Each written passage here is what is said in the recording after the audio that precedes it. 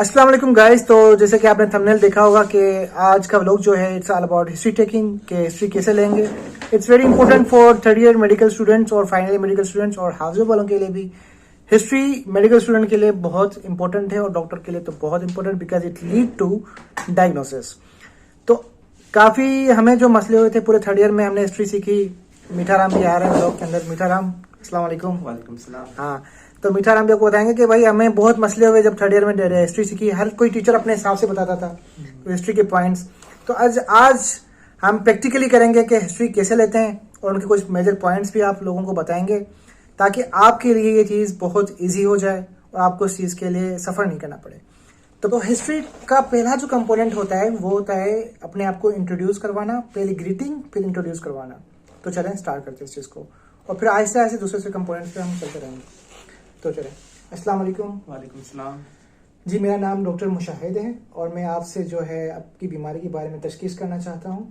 और आप पहले मुझे आपका नाम बताएं। बिग मिस्टेक हियर कि मैंने इनसे कंसेंट नहीं लिया, लेकिन आपको पहले कंसेंट लेना है कि मुझे आप इजाज़त देंगे कि मैं आपकी हिस्ट्री लूँ। एंड उसके बाद जो है आपको बायोडाटा पूछना शुरू करनी है। इस तरह से बिना without consent how you can ask. आप पहले मुझे आपका नाम बताएं। मेरा नाम राम लोहाना है जी। और आप कहाँ पे रहते हैं? मैं सांगल डिस्ट्रिक्ट। सांगल डिस्ट्रिक्ट रहते हैं। आप शादीशुदा हैं? नो। आपकी उम्र कितनी है? 22। 22। तो ये होगी बायोडाटा का फैक्टर हो गया। बायोडाटा में हमने क्या क्या पूछा? मीठा नेम में तो पता चल गया कि भाई इनका रिलीजन कौन सा है। मीठा राम से पता चल जो है हमें इनकी एज पता चल गई क्योंकि कुछ डिजीज जो होती हैं वो एज रिलेटेड होती हैं। और उसके बाद जो है हमारे पास इनकी जो है जेंडर तो मेल ही है, ये सामने बैठे हुए। और उसके अलावा डिस्ट्रिक्ट मतलब डिस्ट्रिक्ट से हाँ कुछ रीजन से पता चलता है। रीजन रिलेटेड कुछ डिजीज होती हैं, कुछ फैक्टर्स होते हैं। मिसाल तो अभी कोई पेंडेमिक आ गया, कोई एंडेमिक आ गया किसी जगह पर, तो उस हिसाब से हमें पता चल जाएगा कि भाई इस जगह से ये मसला आ रहा है। तो चले अभी दूसरे कंपोनेंट है प्रेजेंटिंग कंप्लेन या चीफ कंप्लेन। अभी इससे पूछेंगे पेशेंट से।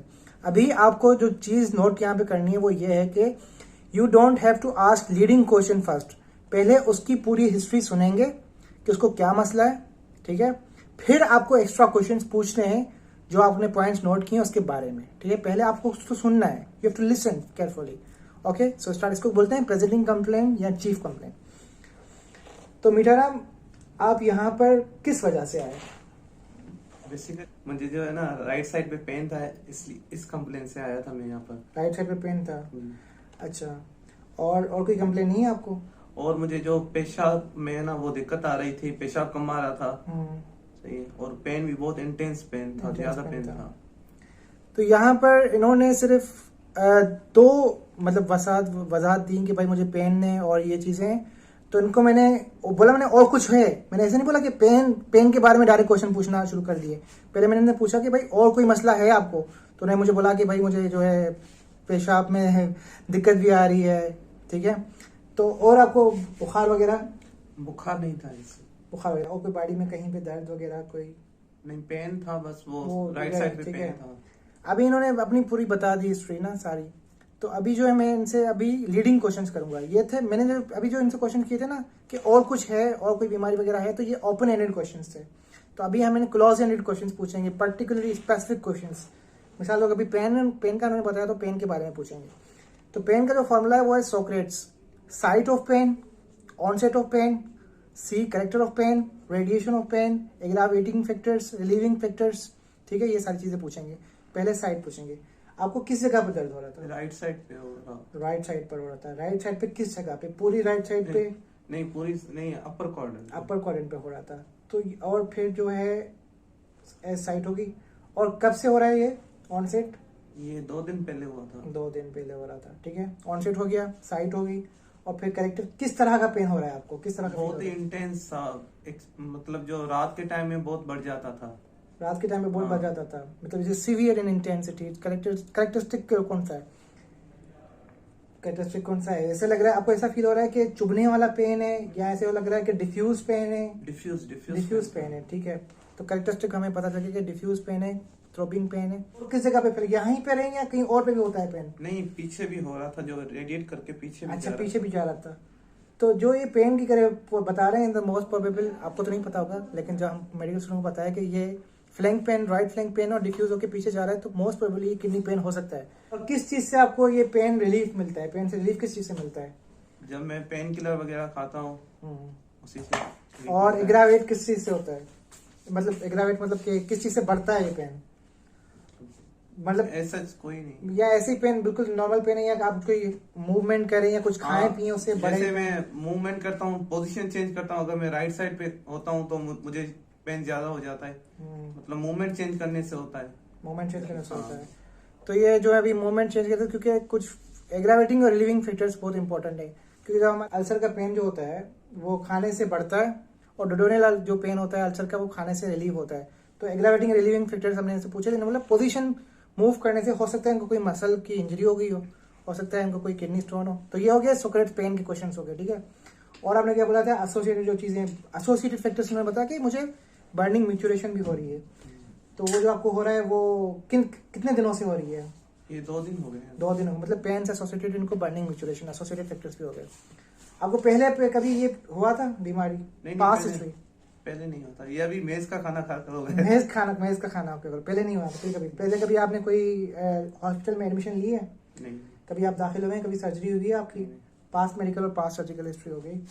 पर्सनल हिस्ट्री, आप क्या खाते हैं? पसंद आपको क्या है खाने में? खाने में तो सारी चीजें पसंद सारी चीज, मतलब स्पेसिफिकली आप वेज हैं या नॉन वेज हैं? वेजिटेरियन है आप। जैसे हमें पता चल गया ये वेजिटेरियन है, तो हो सकता है कैल्शियम ऑक्सीडेंट ज्यादा इंटेक करते हैं। बहुत इंपॉर्टेंट डॉक्टर बन रहा हूँ मैं, ठीक है। तो वेज हैं आप। और ये भी क्या खाते हैं आप? वेज में जो चीजें होती है ना, बिरयानी, बिरयानी, दाल, छोला, सब्जी। आपको किसी चीज से एलर्जी है किसी खाने से? नहीं है, ठीक है। पर्सनल। और आप स्मोकिंग वगैरह करते हैं? नहीं। आप कोई नशा दूसरा कोई नहीं करते? और आपकी नींद कैसी है? नींद अच्छी है माशाल्लाह। और आपको कौन सी चीज पसंद है, मतलब करने में एक्टिविटी कौन सी करते हैं आप? कोई स्पोर्ट वगैरह खेलते हैं? हाँ। कौन सी स्पोर्ट खेलते हैं आप? Cricket, badminton. चलो ठीक है, ये होगी पर्सनल हिस्ट्री। अभी इसके पहले मेंस्ट्रुअल हिस्ट्री तो पूछ नहीं सकते। और हाउस गाइडिंग भी नहीं पूछ सकते क्योंकि मेल। तो ये हो गए सारे फैक्टर्स हिस्ट्री के। हाँ, सोशो इकोनॉमिक रहेगी। आपका घर कैसा है? घर हमारा माशाल्लाह अच्छा है। कितने कमरे घर के? कमरे इतने गिन नहीं सकते। अक्सर क्या इस चीज पे हंसते हैं लोग। आप जब लोग पेशेंट से पूछेंगे ना कि आपके घर के कमरे कितने हैं, तो उस पर हंसते हैं। लेकिन प्रोफेसर इसी चीज पे पूछे तो घर के कमरे कितने हैं, तो घर में कोई जानवर है या नहीं है? आपका कोई है पेट वगैरह है घर में? कोई पेट नहीं है, पक्का घर है। सोर्स ऑफ वाटर क्या है आपका? सोर्स ऑफ वाटर मतलब वो फिल्टर वाला पानी पीते हैं, वो कैन जो आते हैं वो? हाँ। चलिए ठीक है, ये होगी मीठाराम। थैंक यू मीठाराम, आपने हमें टाइम दिया और हमें जो है लोगों को सिखाया, ठीक है। तो ये हो गया हिस्ट्री टेकिंग के वे, इस तरीके से हम हिस्ट्री ले सकते हैं। ठीक है, आपने पिछला केस देखा तो जिसमें मैंने हिस्ट्री ली पेशेंट से, ठीक है, मीठाराम से, राम लोहाना से, जो मेरा रूम पार्टनर है। तो अभी उसको प्रेजेंट किस तरह से करेंगे उसके बारे में आपको बताने वाला हूँ। उससे पहले मैं केस को प्रेजेंट करने के बारे में बताऊँ, मैं I will tell about the importance of history. वो ये है कि I am not talking about bookish things but reality, practical life के बारे में बताऊंगा। My mother was misdiagnosed by practicing doctor ने उसको मिसडायग्नोज किया। ही वॉज जनरल प्रैक्टिशनर था कोई, और मिसडायग्नोज किया, उसको पता नहीं चला कि उसका मसला क्या है। He was not going in a past medical history. तो फिर पास्ट मेडिकल हिस्ट्री मैंने अम्मी को डायग्नोज किया, मैंने खुद डायग्नोज किया। जब मैंने 3rd ईयर में पढ़ रहा था तो माई मदर वॉज एनीमिक। अब एनीमिक तो थी, लेकिन उस एनीमिया की भी कोई वजह होती है। तो मुझे पता चला कि जब मैंने पास्ट मेडिकल हिस्ट्री, मुझे तो पता था ना, ही वॉज माई मदर, तो I was knowing about his past medical history. He was taking omeprazole which is proton pump inhibitor, जो उनकी स्टमक की एसिडिटी को डिक्रीज कर रही थी। तो उसकी वजह से क्या हो रहा था कि आयरन की एब्जॉर्प्शन नहीं होती। जैसे कि आपने बायोकेमिस्ट्री में पढ़ा होगा, जो मेडिकल स्टूडेंट है दे नो कि जब आयरन की जब एसिडिटी डिक्रीज हो जाती है स्टमक की, तो आयरन की एब्जॉर्प्शन नहीं होती। और एसिडिटी होना बहुत इंपॉर्टेंट है बहुत सारे मिनरल्स और बहुत सारी न्यूट्रिशन की एब्जॉर्प्शन के लिए। तो उनकी वजह से उनकी आयरन की एब्जॉर्प्शन नहीं होती, उनको आयरन डिफिशियंसी एनीमिया थी। और फिर I just diagnosed my mother, उनको आयरन इन्फ्यूजन हुई। फिर मैंने डॉक्टर से कॉल करके पूछा कि डॉक्टर साहब आयरन इन्फ्यूजन करवाएं, तो उन्होंने बोला हाँ। दूसरे जो हमारे प्रोफेसर थे उनसे मैंने रब्ता किया। तो इस तरह से I treated my own mother with based diagnosis by good diagnosis. तो अक्सर क्या लोग इस चीज़ को डायग्नोस, मतलब पास्ट मेडिकल हिस्ट्री, इन सब चीज़ों को इनसिग्निफिकेंट समझते हैं, प्रेजेंटिंग कंप्लेंट को लेके उस पर डायग्नोसिस बना देते हैं। तो every component is very essential. तो ये बहुत आना चाहता था, ठीक है। और फिर अभी मैं जो आपको बात बताना चाहूँ, केस को प्रेजेंट किस तरह से करते हैं। केस को प्रेजेंट करने के लिए पहली लाइन, एक लाइन में पूरा आपको बताना है, बायोडेटा और presenting complaint. My patient is 22-year-old boy named Ram Lohana, resident of district Sangar, and come to OPD with complaint of right side abdominal pain. खत्म। फिर आपको HOPC के अंदर बताना है। My patient was in a UL state of health, ये लाजमी बताना है, UL state of health, कि उसकी हेल्थ कब ठीक थी, किस पीरियड में उसकी ठीक थी, 1 साल पहले, 2 साल पहले, 2 दिन पहले, 3 दिन पहले, ये लाजमी बताना शुरू में। My patient was in a UL state of health, then he developed 2 days back, then he developed sudden pain in right side of the abdomen, which was radiating towards the back, which was aggravated by positional movements की वजह से aggravated हो रहा था, and was relieved by painkillers। वो सारे Socrates वाले questions आ गए, ठीक है। which was associated with burning micturition, उसके साथ साथ उसको पेशाब में जो है जलन भी हो रही थी, एसोसिएटेड फैक्टर्स पे हो गया। उसके बाद कोमोर्बिडिटीज, उसको कोई भी हाइपरटेंशन, कोई भी बीमारी नहीं थी। उन्होंने पूछा नहीं, लेकिन नहीं थी, मुझे पता है, ठीक है। और उसके बाद जो है ये होगी प्रेजेंटिंग कंप्लेंट, HOPC होगी। फिर पास मेडिकल, पास सर्जिकल हिस्ट्री, जिसमें मैंने आपको बताया कि बहुत इंपॉर्टेंट होती है, पर इसकी कोई भी सिग्निफिकेंट नहीं थी, कोई भी ड्रग वगैरह नहीं ले रहा था। There is no past medical history, no past surgical history, कोई भी हॉस्पिटल एडमिशन हिस्ट्री वगैरह नहीं थी।